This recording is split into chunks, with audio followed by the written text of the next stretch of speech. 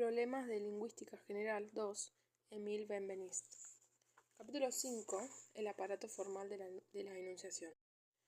Todas nuestras descripciones lingüísticas consagran un lugar a menudo importantes en el empleo de las formas.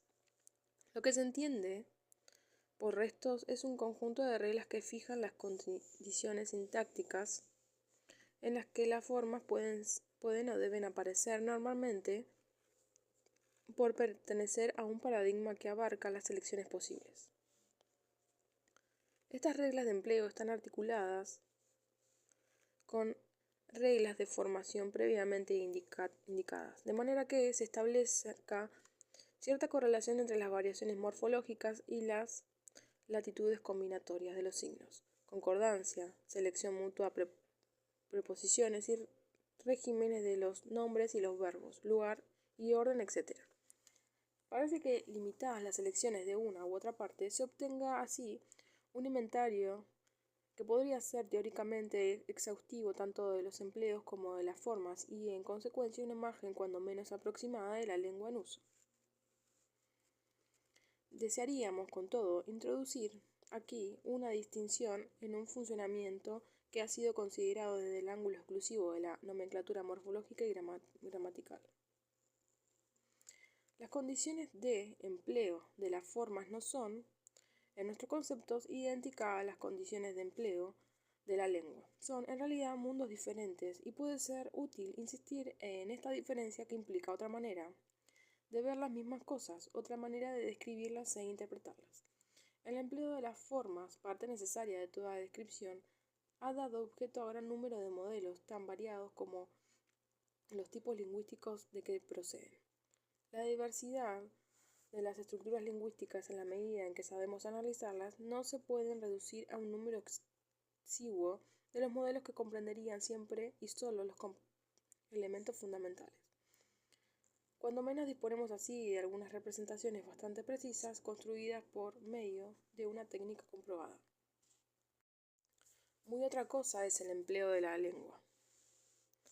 Aquí es cosa de un mecanismo total y constante de que, de una manera o de otra, afecta a la lengua entera. La dificultad es captar este gran fenómeno, tan trivial que parece confundirse con la lengua misma, tan necesario que se escapa. La enunciación es poner en funcionar la lengua por un acto individual de utilización. El discurso, se dirá, que es producido cada vez que se habla, es manifestado de la enunciación. ¿No es sencillamente el habla? Hay que entender a la condición específica de la enunciación.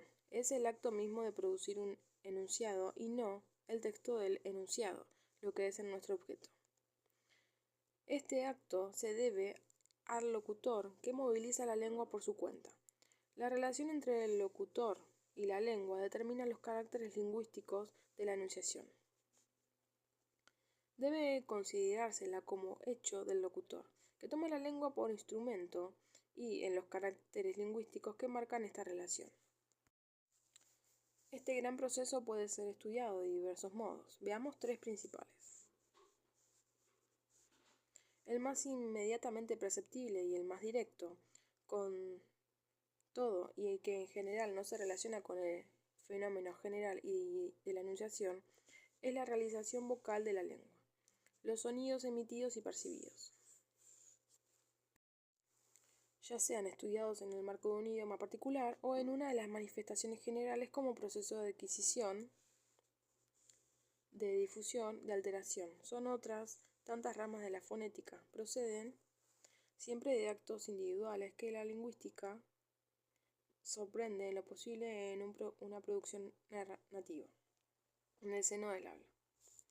En la práctica científica se procura eliminar o atenuar los rasgos individuales de la enunciación fonética, recurriendo a sujetos diferentes y multiplicando los registros, de manera que se obtenga una imagen media de los sonidos, distintos o ligados. Pero todo el mundo sabe que en el mismo sujeto los mismos sonidos no son nunca reproducidos exactamente y que la noción de identidad solo es aproximada, precisamente cuando la experiencia es repetida en detalle. Estas diferencias se deben a la diversidad de las situaciones en que es producida la enunciación. El mecanismo de esta producción es otro aspecto esencial del mismo problema. La enunciación supone la conversión individual de la lengua en discurso.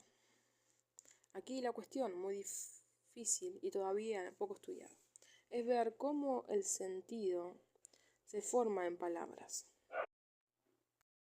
¿En qué medida puede distinguirse entre las dos nociones y en qué términos describir su interacción? Es la semantización de la lengua lo que ocupa el centro de este aspecto de la enunciación y conduce a la teoría del signo y al análisis de la significación. En esta misma consideración pondremos los procedimientos mediante los cuales las formas lingüísticas de la enunciación se diversifican y se engendran. La gramática transformacional aspira a codificarlos y formalizarlos para deslindar un marco permanente y a partir de la teoría de la sintaxis universal propone elevarse a una teoría del funcionamiento de la mente. Puede, en fin, considerarse otro enfoque que consistiría en definir la enunciación en el marco formal de su realización. Tal es el objeto propio de estas páginas. Tratamos de esbozar dentro de la lengua los caracteres formales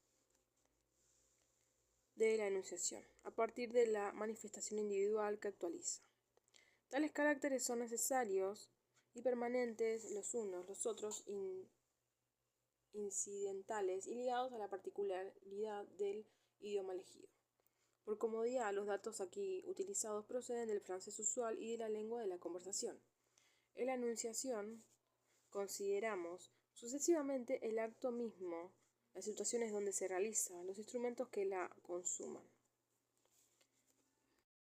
El acto individual por el cual se utiliza la lengua introduce, primero, el locutor como parámetro en las condiciones necesarias para la enunciación.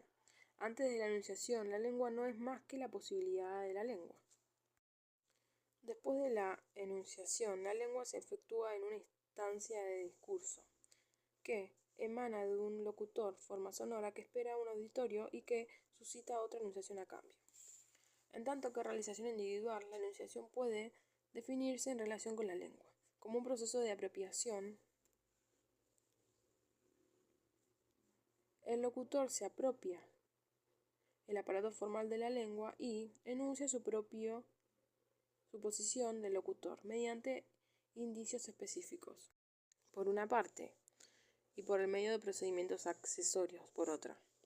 Pero inmediatamente, en cuanto se declara locutor, asume la lengua, implanta al otro delante de él, cualquiera que sea el grado de presencia que atribuya a este otro. Toda enunciación, explícita o implícita, una locución, postula un alocutorio. Finalmente, en la enunciación, la lengua se halla empleada en la expresión de cierta relación con el mundo.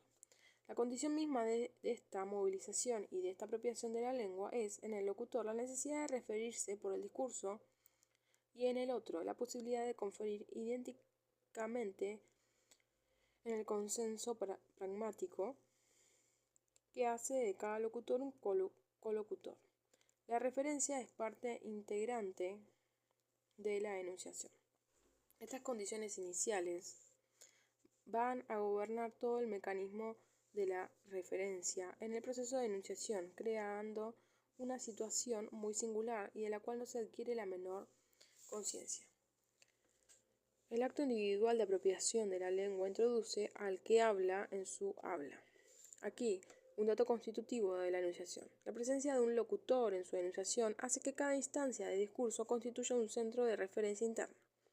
Esta situación se manifestará por un juego de formas específicas cuya función es poner al locutor en relación constante y necesaria con su enunciación. Esta descripción, un poco abstracta, se aplica a un fenómeno lingüístico familiar en el uso, pero cuyo análisis teórico apenas se está iniciando. Está primero la emergencia de los indicios de persona, la relación tú, yo y tú, que no se produce más que en la enunciación y por ella. El término yo denota al individuo que prefiere la enunciación, el término tú al individuo que está presente como alocutorio. De igual naturaleza y atenientes a la misma estructura de enunciación son los indicios numerosos de la ostensión, tipo, este, aquí, etc. términos que implican un gesto que designa al objeto al mismo tiempo que es pronunciada la instancia del término. Las formas llamadas tradicionales, pronombres personales demostrativos, nos aparecen ahora como una clase de individuos lingüísticos de formas que remiten siempre y solamente al individuo. Trátese de personas, de momento, de lugares por oposición a los términos nominales que remiten siempre y solamente a conceptos. Ahora el estatuto de estos individuos lingüísticos procede del hecho de que nacen de una enunciación de que son producidos por este acontecimiento individual y se puede decirse semel nativo. Son engendrados de nuevo cada vez que es proferida una enunciación y cada vez designan de nuevo. Otra serie tercera, de términos aferentes a la enunciación está construida por el paradigma entero, a menudo vasto y complejo, de las formas temporales que se determinan por la relación con el ego, centro de la enunciación. Los tiempos verbales cuya forma axial, el presente, coincide con el momento de la enunciación, forman parte de este aparato necesario. Vale la pena detenerse en esta relación con el tiempo y el meditar acerca de la necesidad, interrogarse sobre lo que la sustenta. Podría creerse que la temporalidad es un marco innato del pensamiento. Es producida en realidad en la enunciación y por ella. De la enunciación procede la instauración de la categoría del presente. Y de la categoría del presente nace la categoría del tiempo. El presente es propiamente la fuente del tiempo. Es esta presencia en el mundo que solo el acto de enunciación hace posible, pues piénsese bien, el hombre no dispone de ningún otro medio de vivir el ahora y de hacerlo actual más que realizarlo por inserción del discurso en el mundo. Podría mostrarse mediante análisis del sistema temporales en diversas lenguas la posición central del presente. El presente formal no hace sino explicitar el presente inherente a la enunciación que se renueva con cada producción de discurso y a partir de este presente continuo coextensivo con nuestra presencia propia se imprime la conciencia del sentimiento de una continuidad que llamamos tiempo. Continuidad y temporalidad se engendran en el presente incesante de la enunciación que es el presente del ser mismo, y se delimita por referencia interna entre lo que va a volverse presente y lo que acaba de no serlo. Ya. Así la enunciación es directamente responsable de ciertas clases de signos que promueve literalmente a la existencia, pues no podrían hacer ni hallar empleo en el uso cognitivo de la lengua. Hay, pues, que distinguir las entidades que tienen en la lengua su estado pleno y permanente y aquellas que, emanadas de la enunciación, solo existen en la red de individuos que la enunciación crea y en relación con el aquí y ahora del locutor. Por ejemplo, el yo, el eso, el mañana de la descripción gramatical no son sino los nombres metalingüísticos del yo, eso, mañana, producidos en la enunciación. Aparte de las fuerzas que gobierna, la enunciación da las condiciones necesarias para las grandes funciones sintácticas. No bien el enunciador se sirve de la lengua para influir de algún modo sobre el comportamiento del locutorio. Dispone para ello de un aparato de funciones. Está, primero, la interrogación, que es una enunciación construida para suscitar una respuesta, por un proceso lingüístico que es al mismo tiempo un proceso de comportamiento de doble entrada. Todas las formas léxicas y sintácticas de la interrogación, partículas, pronombres, sucesión, entonación, etc., participan en el aspecto de la enunciación. Parecidamente serán atribuidos los términos o formas llamadas intimación, órdenes llamadas concebidos en categorías como el imperativo, el vocativo, que implican una relación viva e inmediata del enunciador, y el otro a una referencia necesaria al tiempo de la enunciación.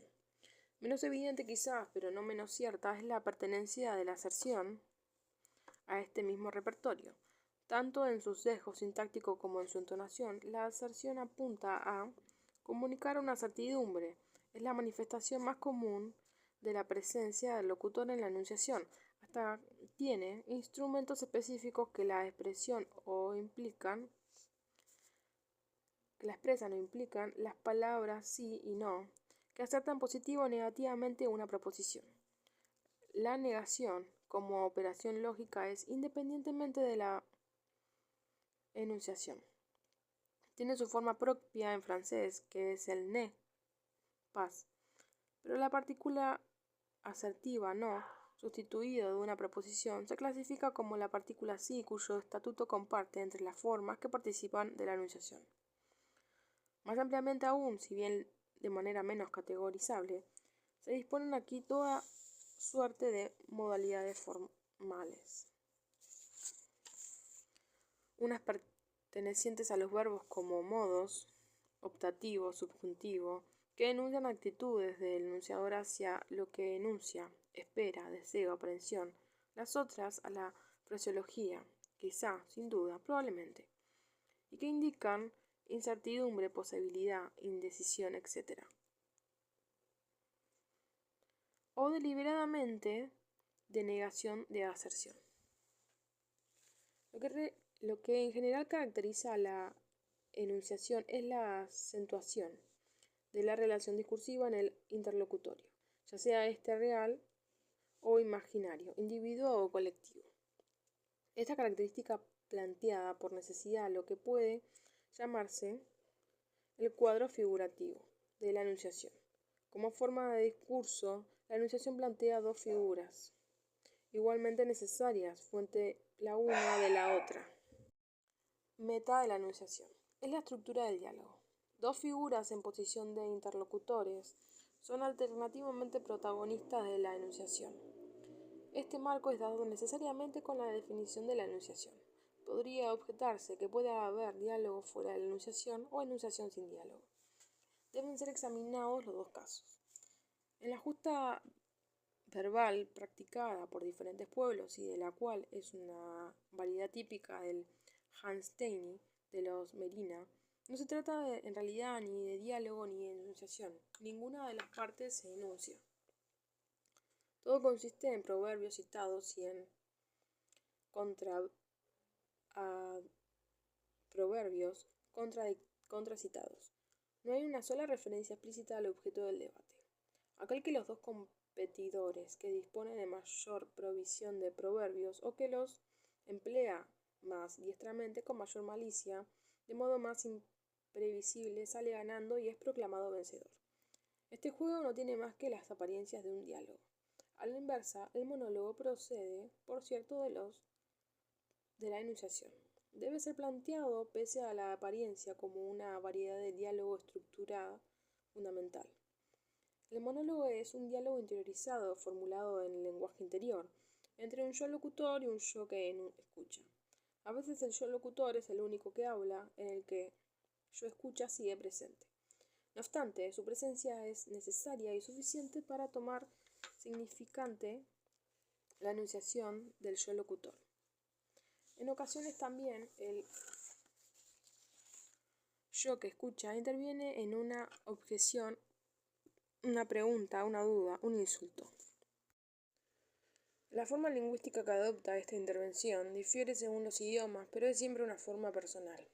Ora, el yo que escucha se pone en el lugar del yo locutor y se enuncia pues como primera persona.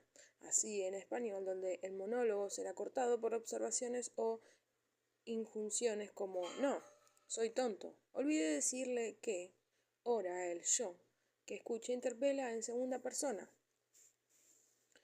al yo locutor. No nos hubieras debido decirle que habría que establecer una interesante tipología de estas relaciones. En algunas lenguas debería predominar el yo oyente como sustituto del locutor, poniéndose a su vez como yo, francés, inglés, o en otras dándose por interlocutor del diálogo y empleando tú, alemán o ruso. Esta transposición del diálogo a monólogo, donde ego ora se enciende en dos, ora asume dos papeles, se presta a figuraciones o transposiciones psicodramáticas, conflictos del yo profundo y de la conciencia, desdoblamientos provocados por la inspiración, etc.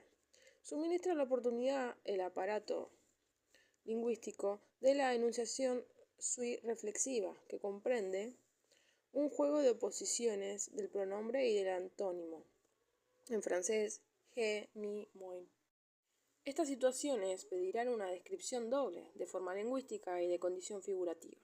Se contenta uno demasiado fácilmente con invocar la frecuencia y la utilidad prácticas de la comunicación entre los individuos para admitir la situación de diálogo como resultante de una necesidad y prescindir de analizar sus múltiples variedades.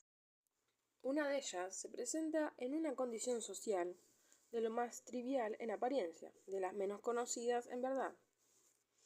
B. Malinowski la ha señalado con el nombre de comunión fáctica, calificándola así como fenómeno psicosocial de funcionamiento lingüístico.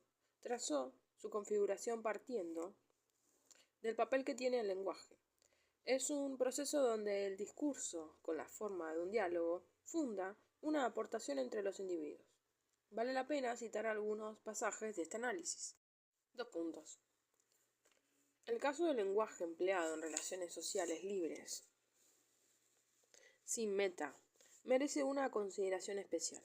Cuando se sienta gente alrededor de la hoguera del pueblo después de concluir su faena cotidiana, o cuando charlan para descansar del trabajo, o cuando acompañan un trabajo simplemente manual con su chacharero, que no tiene que ver con lo que hacen, es claro que estamos ante otra manera de emplear la lengua, con otro tipo de función del discurso. Aquí la lengua no depende de lo que pasa en el momento, hasta parece privada de todo contexto situacional. El sentido de cada enunciado no puede ser vinculado al comportamiento del locutor o del oyente a la intención de lo que hace.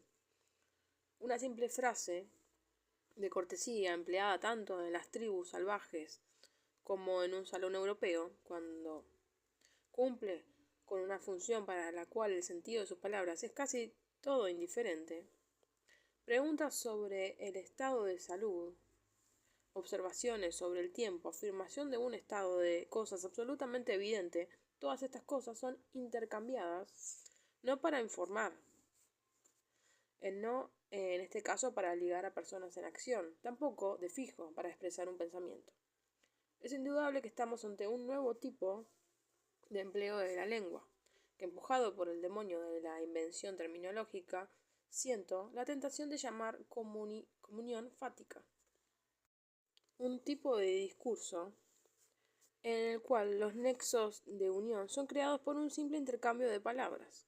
Las palabras en la comunión fática son empleadas principalmente para transmitir una significación que es simbólicamente la suya. No, de seguro. Desempeñan una función social y es su principal meta, pero no son resultado de una reflexión intelectual y no suscitan por necesidad una reflexión en el oyente.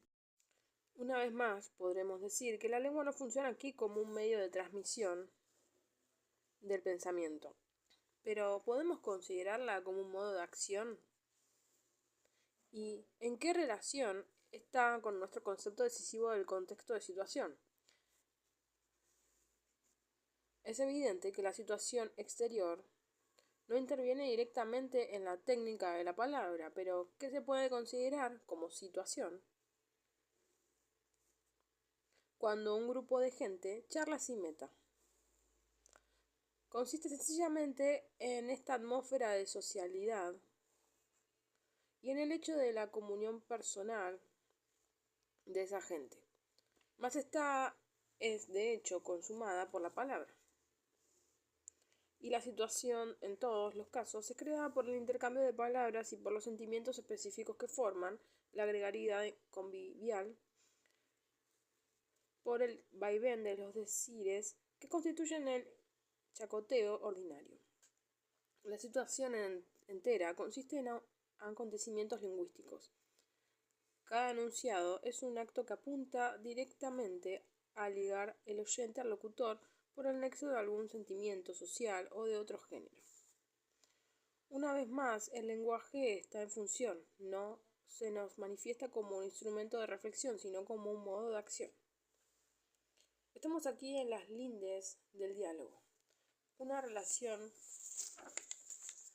personal creada, sostenida por una forma convencional de enunciación que vuelve sobre sí misma, se satisface con su logro, sin cargar con objeto, ni con meta, ni con mensaje, pura enunciación de palabras convenidas, repetidas por cada enunciador. El análisis formal de esta forma de intercambio lingüístico está por hacer. En el contexto de la enunciación, habrá que estudiar otras muchas cosas.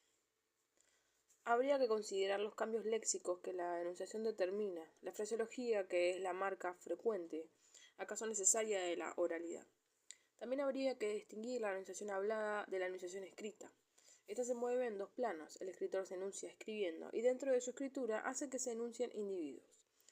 Se abren vastas perspectivas al análisis de la función de las formas complejas del discurso a partir de marcos formal aquí esbozado.